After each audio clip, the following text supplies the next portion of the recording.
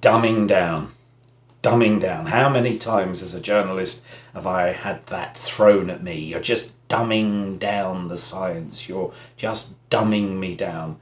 There is a tension, of course there is a tension, not necessarily unhealthy, between academics and journalists.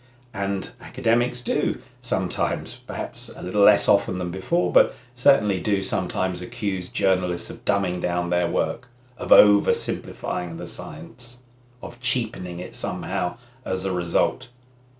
But how about we turn that idea right on its head, and instead of dumbing down, we talk about wising up.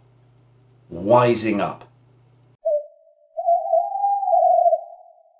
Now, what do I mean by wising up? I mean wising up to the fact that if a communication doesn't work for the audience, by definition it can't possibly work for you. So by wising up, I mean that academics, with the help of communications professionals, of course, wise up to the fact that they have got to make their science, their technology, their idea, their concept simple enough for a lay person to understand. That's not to say that the audience is dumb, of course not.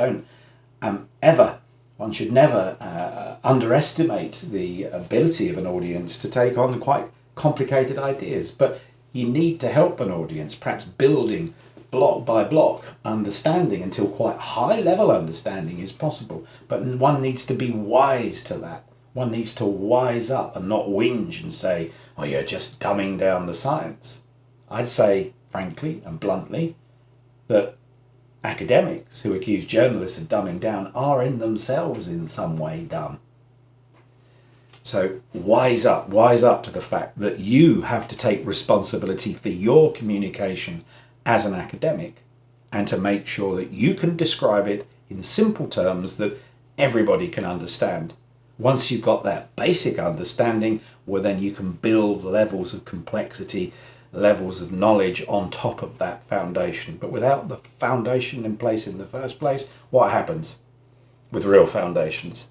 The building collapses. Wise up, not dumb down.